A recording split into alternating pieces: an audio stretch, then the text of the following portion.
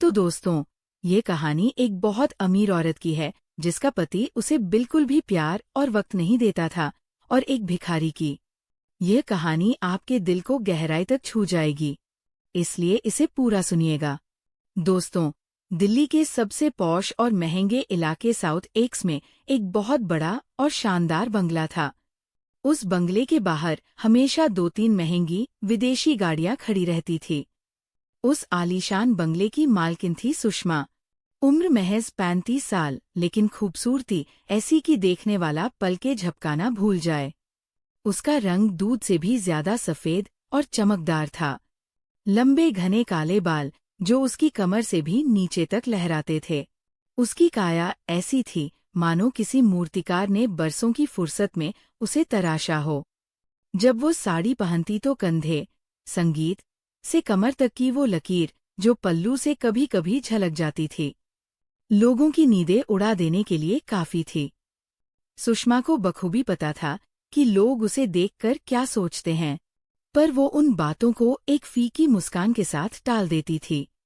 लेकिन सच ये था कि बाहर से जितनी चमक दमक थी, अंदर सुषमा उतनी ही खाली और अकेली थी। उसका पति, जिसका नाम राकेश था, शहर का एक बहुत बड़ा रियल एस्टेट टकून था। वो दिन में 5 मिनट भी घर पर नहीं रुकता था। रात को देर से आता और सीधा अपने कमरे में जाकर सो जाता।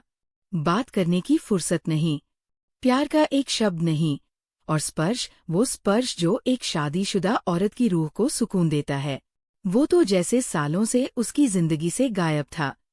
सुषमा ने कई बार उसके पास जाने की, उसे मनाने की कोशिश की, पर हर बार राकेश ने झुंझलाकर यही कहा, सुषमा, बिजनेस में सांस लेने का टाइम नहीं है।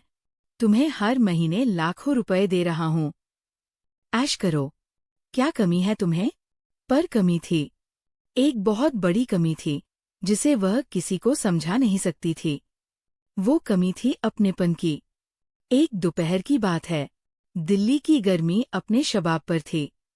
सुषमा घर पर अकेली थी। नौकर चाकर अपने क्वार्टर में थे।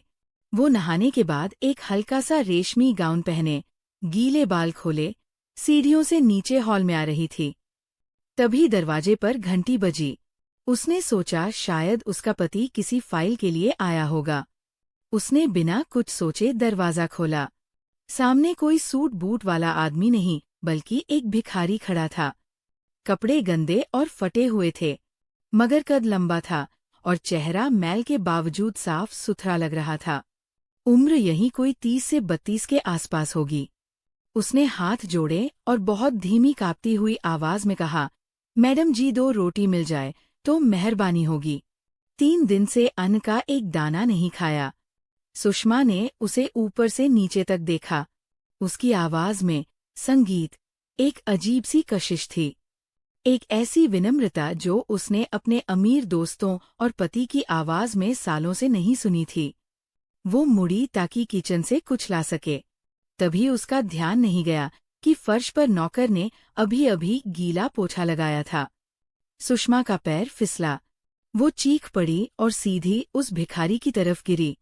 भिखारी ने बिजली की तेजी से अपने दोनों हाथ बढ़ाए और सुषमा को गिरने से पहले ही अपनी मजबूत बाहों में थाम लिया। सुषमा का पूरा वजन उस पर आ गया था। गिरने की वजह से उसका गाउन थोड़ा ऊपर सरक गया था और पैर हवा में थे। भिखारी ने बड़ी सावधानी और इज्जत से उसे सहारा दिया और धीरे से जमीन पर खड़ा करने की कोशिश की। लेकिन जैसे ही सुषमा ने पैर जमीन पर रखा, उसके मुंह से एक तेज चीख निकल गई। आह! मेरा पैर! उसका दायां पैर बुरी तरह मुड़ गया था।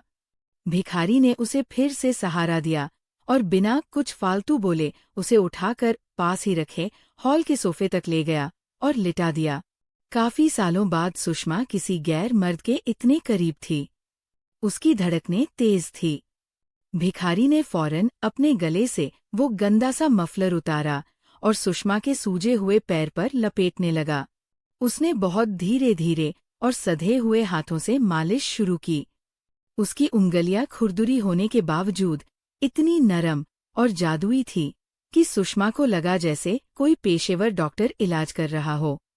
उसका हाथ सुषमा के पैर पर था। बहुत सालों बाद सुषमा को किसी मर्द का स्पर्श महसूस हो रहा था, जिसमें हवस में ही परवाह थी। वो सुन्न सी होकर बस उस भिखारी को बड़े ध्यान से देख रही थी। तभी भिखारी ने नजरें ऊपर की और कहा, मैडम जी मोच आ गई है, हड्डी नहीं टूटी, बस आप हिलना मत। संगीत, मैं अभी ठीक कर देता हूँ। वो नसें दबा रहा था, पर इतने प्यार और सावधानी से कि सुषमा की दर्द से तड़पती आंखें, संगीत, अब सुकून से बंद होने लगी। सालों बाद किसी ने उसका इतना ख्याल रखा था। वो अध खुली आंखों से उसे देखती रही। उसका चेहरा पास था, उसकी सांसों की आवाज सुनाई दे रही थी। कुछ देर बाद दर्द काफी कम हो गया। सुषमा का दिल अब दर्द की वजह से नहीं, बल्कि किसी और जज्बात की वजह से तेज धड़क रहा था। फिर सुषमा ने पूछा, तुम्हारा नाम क्या है? भिखारी ने संकोच से मुस्कुराते हुए कहा, लोग तो मुझे पागल, भिखारी कुछ भी बुला लेते हैं मैडम जी, मगर माँ ने नाम रखा था बबलू। सुषमा ने पूछा, बबलू, तुम ये सब कैसे कर लेते हो? इतनी अच्छी मालिश?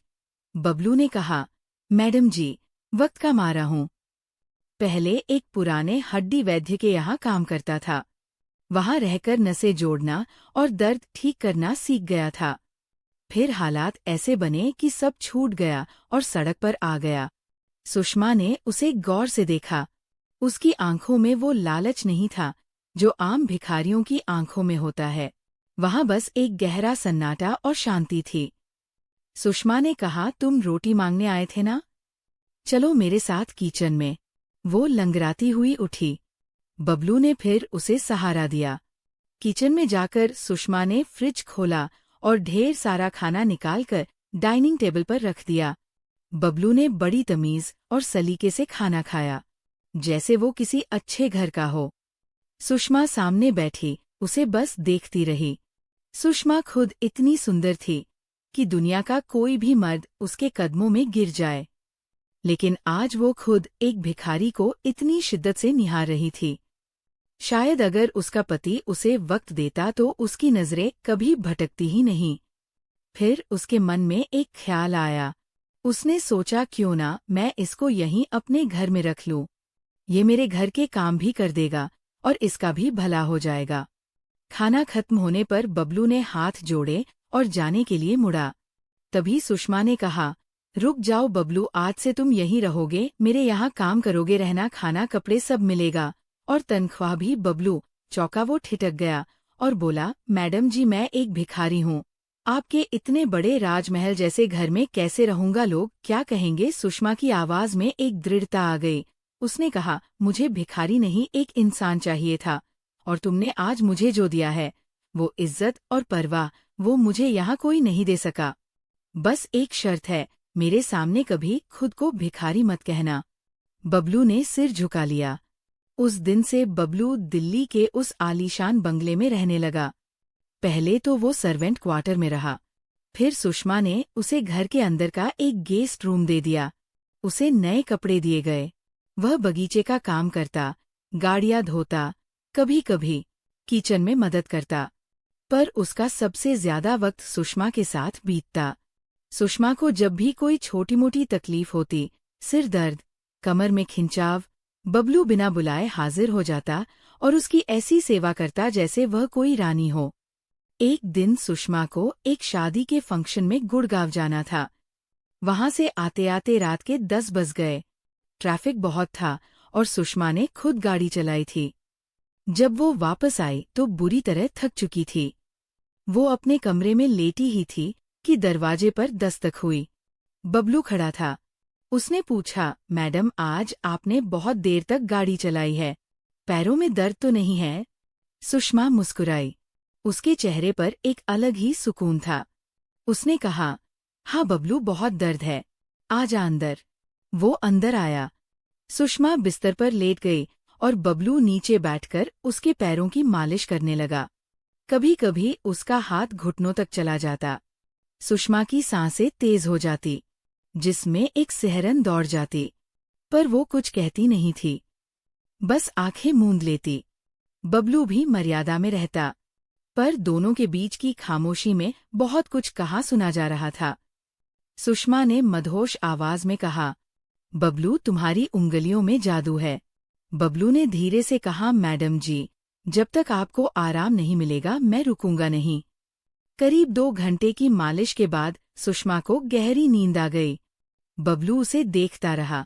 वह सोच रहा था कि ये मालकिन कितनी दयालु और सुंदर है। इनका पति कितना बदनसीब है जो इन्हें छोड़कर पैसों के पीछे भागता है। फिर वह चुपचाप अपने कमरे में चला गया। धीरे धीरे दोनों के बीच बातें बढ़ने लगी। सुषमा, जो कभी किसी से बात नहीं करती थी, अब बबलू को अपने दिल का हर दर्द बताने लगी। सुषमा कहती, बबलू, पता है मेरे पास सब कुछ है पर सुकून नहीं है। राकेश के लिए तो मैं जैसे घर की कोई सजावट की चीज हूँ। बबलू चुपचाप सुनता, फिर बड़ी गहराई से कहता, मैडम, जिसके पास सुकून नहीं उसके पास दुनिया की सारी दौलत होकर भी कुछ नहीं। आप बहुत अच्छी है। आपका दिल बहुत बड़ा है। सुषमा की आंखों में आंसू आ जाते। वो भावुक होकर बबलू का हाथ पकड़ लेती। बबलू हाथ छुड़ाता नहीं, बस उसे थामे रखता, उसे हिम्मत देता। एक रात की बात है। दिल्ली में उमस भरी गर्मी थी और उस इलाके की बिजली में कोई फॉल्ट आ गया था। इन्वर्टर भी जवाब दे गया था। सुषमा ने जानबूझकर अपने कमरे की खिड़कियां खोल दी थी। वह चाहती थी कि आज बबलू उसके पास रुके। सुषमा ने कहा, बबलू, आज बहुत गर्मी है। तू वहाँ छोटे कमरे में कैसे सोएगा? यही फर्श पर चटाई बिछाकर सो जा। यहाँ हवा आ रही है। बबलू ने हिचकिचाते हुए कहा, नहीं मैडम, मैं ठीक हूँ। सुषमा ने हक जताते हुए कहा, ये मेरा हुक्म है। आज तू यहीं मेरे पास सोएगा। बबलू ने फर्श पर चादर बिछाई। सुषमा बिस्तर पर थी। आधी रात को सन्नाटे में सुषमा ने आवाज दी, बबलू, नींद नहीं आ रही। मेरी पीठ में बहुत दर्द हो रहा है। बबलू हड़बड़ा कर उठा। सुषमा ने कहा, आजा यहाँ बिस्तर पर। फर्श से कैसे दबाएगा? बबलू कांप गया, पर सुषमा की जिद के आगे वह झुक गया। वो बिस्तर के किनारे बैठ गया। सुषमा पेट के बल लेटी थी। बबलू धीरे धीरे उसकी पीठ दबाने लगा। कमरे में सिर्फ उन दोनों की सांसों की आवाज थी। अचानक सुषमा ने करवट बदली। अब उसका चेहरा और बबलू का चेहरा बिल्कुल आमने सामने था। दोनों की आंखें मिली। उस पल अमीर गरीब मालकिन नौकर का सारा भेद मिट गया। सुषमा ने बहुत धीरे से, लगभग फुसफुसाते हुए कहा, बबलू, मुझे गले लगा ले। मुझे बहुत अकेलापन लग रहा है। बबलू ने उसे अपनी बाहों में भर लिया, लेकिन अगले ही पल जैसे उसे अपनी औकात याद आ गई हो। उसने खुद को पीछे खींच लिया। वो डर गया। उसने कहा, मैडम, ये ठीक नहीं है। आप अर्श पर हैं, मैं फर्श पर। आप मालकिन हैं, मैं आपका नौकर। सुषमा की आंखों से आंसू बह निकले। उसने तड़प कर कहा, तू नौकर नहीं, मेरा सबसे करीबी इंसान है बबलू। आज तक किसी ने मुझे वो प्यार नहीं दिया जो तेरी आंखों में दिखता है। बबलू ने सिर झुका लिया और चुपचाप फर्श पर जाकर लेट गया। उस रात दोनों में से कोई नहीं सो पाया। अगले कुछ महीनों में वो रिश्ता और गहरा और अटूट होता गया। बबलू अब सिर्फ नौकर नहीं, सुषमा का सहारा, उसका दोस्त, उसका हमदर्द बन चुका था। सुषमा ने राकेश से तलाक की बात छेड़ी तो राकेश ने लापरवाही से कहा, जैसी तुम्हारी मर्जी, बस मेरा टाइम मत बर्बाद करो। उसे कोई फर्क नहीं पड़ा। समाज बातें बनाने लगा। सुषमा का अपने नौकर के साथ इतना समय बिताना, साथ हंसना बोलना पड़ोसियों को खटकने लगा था। एक दिन सुषमा ने बबलू को बुलाया। उसका चेहरा तमतमाया हुआ था, लेकिन गुस्से से नहीं, एक फैसले से। उसने कहा, बबलू, अब और नहीं सहा जाता।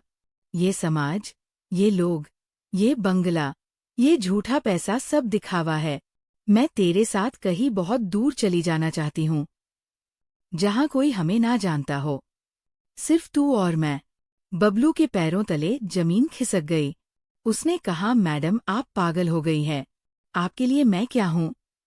मैं एक सड़क का भिखारी हूँ। आप मेरे लिए अपनी ये राजसी जिंदगी छोड़ देंगी।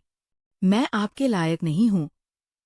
सुषमा ने उसकी आंखों में आंखें डालकर कहा, मुझे तेरे सिवा कुछ नहीं चाहिए। मैंने फैसला कर लिया है, अगर तू साथ नहीं देगा तो मैं वैसे भी ये घर छोड़ दूंगी। और फिर एक रात जब पूरी दिल्ली सो रही थी, सुषमा ने सिर्फ एक छोटा सा बैग लिया। उसने बबलू का हाथ पकड़ा और दोनों चुपचाप बंगले के पिछले गेट से बाहर निकल गए। सुषमा ने एक पुरानी साधारण सी गाड़ी पहले से तैयार रखी थी। वे दोनों उसमें बैठे और किसी अनजान मंजिल की तरफ निकल पड़े। गाड़ी रात के 3 बजे दिल्ली की सीमाओं को पीछे छोड़ चुकी थी। अब वे हाईवे पर थे। सुषमा ने ड्राइविंग सीट बबलू को दे दी थी और खुद उसके बगल वाली सीट पर बैठी थी। उसका सिर बबलू के कंधे पर टिका हुआ था। दोनों चुप थे। सिर्फ इंजन की हल्की आवाज और खिड़की से आती ठंडी हवा का शोर था। सुषमा ने धीरे से कहा, बबलू डर लग रहा है। बबलू ने स्टीयरिंग कसकर पकड़ी और कहा, लग तो रहा है मैडम, पर अब पीछे मुड़ना मुमकिन नहीं है। सुषमा ने उसका हाथ और कसकर पकड़ लिया। सुबह होते होते करीब 10 बजे वे एक छोटे से शांत कस्बे में पहुंचे, जिसका नाम था माधवपुर। ये जगह भीड़-भाड़ से कोसों दूर थी। यहाँ ना सुषमा को कोई जानता था ना बबलू को। दोनों ने वहाँ शहर के बाहरी इलाके में एक पुराना सा खपरैल वाला मकान किराए पर लिया। 2 कमरे, एक छोटी सी रसोई और सामने एक पुराना आम का पेड़। मकान मालकिन एक बुजुर्ग महिला थी, जिन्होंने बिना ज्यादा पूछताछ किए चाबी दे दी। पहले हफ्ते दोनों ने कुछ नहीं किया, बस उस आजादी को महसूस किया। सुषमा ने कभी सपनों में भी नहीं सोचा था कि बिना नौकर, बिना ड्राइवर, बिना एसी के जिंदगी इतनी सुकून भरी हो सकती है। बबलू सुबह जल्दी उठता, चाय बनाता और सुषमा को बिस्तर पर ही लाकर देता। फिर दोनों घंटों उस आम के पेड़ के नीचे बैठकर बातें करते। एक दिन सुषमा ने कहा, बबलू, मुझे शादी करनी है तुझसे पूरी सादगी से। बबलू हंसा। उसकी हंसी में एक नमी थी। बोला, मुझे तो अब तक लग रहा था कि मैं कोई सपना देख रहा हूँ। सुषमा ने कहा, सपना मेरी पुरानी जिंदगी बबलू, अब सच शुरू हुआ है। 2 हफ्ते बाद दोनों पास के एक शिव मंदिर में गए। सुषमा ने एक साधारण सी लाल सूती साड़ी पहनी थी, बिना किसी जेवर के। बबलू ने धोती कुर्ता पहना था। पंडित जी को दक्षिणा में सिर्फ 50 रुपए दिए और मंत्र पढ़े गए। मंगलसूत्र बबलू ने खुद चांदी का बनवाया था, पर जब उसने वो सुषमा के गले में पहनाया तो सुषमा को वो हीरों के हार से भी ज्यादा कीमती लगा। शादी के बाद सुषमा ने अपना नाम बदल लिया। अब वो सिर्फ सुषमा बबलू थी। उसने अपना सारा पैसा जो उसके निजी खाते में था, उसका बड़ा हिस्सा एक ट्रस्ट को दान कर दिया और बाकी वकीलों के जरिए गरीबों में बंटवा दिया। उसने अपने पास सिर्फ उतना पैसा रखा जो एक नई और साधारण जिंदगी शुरू करने के लिए जरूरी था। बबलू ने माधवपुर के ही एक छोटे से स्कूल में बच्चों को पढ़ाने का काम ढूंढ लिया। वो दिन में बच्चों को पढ़ाता और शाम को अपने पुराने हुनर से लोगों की हड्डी जोड़ और मोच का इलाज करता। लोग दूर दूर से उसके पास आने लगे। सुषमा ने घर संभाला। वो खुद खाना बनाती, घर की सफाई करती और शाम को मंदिर के बाहर प्रसाद और चाय की एक छोटी सी दुकान खोलने लगी। लोग उसे प्यार से चाय वाली भौजी कहने लगे। धीरे धीरे उनका वो छोटा सा घर हंसी और खुशी से भर गया। कुछ समय बाद सुषमा को पता चला कि वह माँ बनने वाली है। जब उसने ये खबर बबलू को दी तो वह फफकर रो पड़ा। उसने सुषमा को गोद में उठाया और खुशी के मारे पूरे घर में घुमा दिया। 9 महीने बाद उनके घर एक प्यारी सी बेटी ने जन्म लिया। उन्होंने उसका नाम रखा आशा। आशा जब 2 साल की हुई तो एक दिन अचानक दिल्ली वाले बंगले का पुराना ड्राइवर उन्हें ढूंढते हुए माधवपुर पहुंच गया। उसने जब सुषमा को उस हाल में साधारण कपड़ों में चाय बनाते देखा तो वह उनके पैरों में गिर पड़ा। ड्राइवर ने रोते हुए कहा, मैडम, राकेश साहब की तबीयत बहुत खराब है, लिवर खराब हो गया है। वो अस्पताल में हैं और आखिरी वक्त में आपको बहुत याद कर रहे हैं। बस एक बार मिल लीजिए। सुषमा चुप रही। बबलू ने उसका हाथ थामा और कहा, सुषमा, अगर तुम जाना चाहती हो तो जा सकती हो। मैं तुम्हें रोकूंगा नहीं। तुम्हारा हक है। सुषमा ने मुस्कुराकर बबलू और अपनी बेटी आशा की तरफ देखा। उसने ड्राइवर से कहा, मेरी जिंदगी अब यही है भैया। जो बीत गई वो बात गई। उन्हें मेरी तरफ से माफ कर देना। राकेश की मौत की खबर एक हफ्ते बाद अखबार में आई। हेडलाइन थी, अरबती राकेश का निधन, करोड़ों की संपत्ति का कोई वारिस नहीं। सुषमा ने खबर पढ़ी, सिर्फ 1 मिनट के लिए खामोश रही। फिर आशा को गोद में उठाया और अपनी चाय की दुकान की तरफ चल दी। समय बीतता गया, आशा बड़ी होती गई। बबलू अब माधवपुर के सबसे सम्मानित व्यक्तियों में गिना जाने लगा था। उन्होंने अपनी जमा पूंजी और मेहनत से एक छोटा सा अनाथालय खोल लिया था। सुषमा दिन में दुकान देखती और शाम को अनाथालय के बच्चों को माँ का प्यार देती। लोग कहते, देखो, एक भिखारी और एक अमीर औरत की जोड़ी ने क्या कर दिखाया। एक शाम की बात है, वही आम का पेड़ फिर से बोर और फूलों से लदा था। सुषमा और बबलू उसी पेड़ के नीचे बैठे थे। आशा उनके बीच में बेफिक्र होकर सो रही थी। सूरज डूबने वाला था। आसमान में लालिमा छाई थी। सुषमा ने बबलू का खुरदुरा हाथ अपने हाथों में लिया और धीरे से कहा, बबलू, याद है जब तू पहली बार भिखारी बनकर मेरे दरवाजे पर आया था? बबलू ने हंसकर कहा, याद है सुषमा, उस दिन मुझे लगा था कि शायद 2 रोटी मिल जाएंगी। मुझे नहीं पता था कि मुझे मेरी पूरी कायनात मिलने वाली है। सुषमा ने अपना सिर उसके कंधे पर टिकाया और बोली, तूने मुझे उस दिन सिर्फ गिरने से नहीं उठाया था बबलू। उस दिन तूने मेरी रूह को बचा लिया था। तूने मुझे जीना सिखाया। बबलू ने उसकी मांग में सिंदूर भरा और कहा, और तूने मुझे ये बताया कि इंसान का असली धन उसकी जेब में नहीं, उसके दिल में होता है। दूर मंदिर में शाम की आरती की घंटियां बज रही थी। हवा में आम की भी महक थी। आशा ने नींद में ही बुदबुदाया। पापा मम्मा दोनों ने एक दूसरे को देखा और मुस्कुराए। सूरज डूब गया पर उनकी जिंदगी में अब अंधेरा नहीं था। हर रात के बाद एक नई सुनहरी सुबह उनका इंतजार करती थी। और यही थी सुषमा और बबलू की कहानी, जो एक भिखारी और एक अमीर औरत के बीच शुरू हुई थी, लेकिन खत्म 2 सच्चे इंसानों के बीच हमेशा हमेशा के लिए हुई। तो दोस्तों, ये कहानी हमें साफ साफ बताती है कि इंसान की जिंदगी में पैसा, बंगला और गाड़ी जरूरी हो सकते हैं, लेकिन उससे कहीं ज्यादा जरूरी है प्यार, अपनापन, सम्मान और दिल का सुकून। सुषमा के पास दिल्ली में करोड़ों का बंगला था, लेकिन वो वहां एक जिंदा लाश थी। बबलू के पास कुछ नहीं था, लेकिन उसके पास देने के लिए बेशुमार प्यार था। जब सुषमा ने सारी दौलत को ठोकर मारकर बबलू का हाथ थामा तो दुनिया ने उसे पागल कहा, लेकिन असल में समझदार वही थी। उसने एसी कमरों की ठंडक छोड़ी ताकि उसे रिश्तों की गर्माहट मिल सके। ये कहानी साबित करती है कि पैसा आपको मखमली बिस्तर दे सकता है, लेकिन नींद नहीं। पैसा आपको बड़ा घर दे सकता है, लेकिन परिवार नहीं। असली अमीरी वो नहीं जो बैंक अकाउंट में दिखती है। असली अमीरी वह है जो आपके चेहरे की मुस्कान और दिल के सुकून में दिखती है। अगर सुषमा और बबलू की ये दिल छू लेने वाली कहानी आपको पसंद आई हो तो दिल से एक लाइक जरूर कर दें। चैनल को सब्सक्राइब कर लें ताकि ऐसी ही सच्ची लगने वाली और जज्बातों से भरी कहानियां आप तक सबसे पहले पहुंचे। अपने दोस्तों और परिवार के साथ इसे शेयर करें। क्या पता आज किसी को इस संदेश की जरूरत हो कि पैसे से ज्यादा प्यार कीमती है। और कमेंट में जरूर बताइएगा, आपके लिए जिंदगी में सबसे जरूरी क्या है, पैसा या सच्चा प्यार। धन्यवाद दोस्तों। फिर मिलते हैं एक नई कहानी के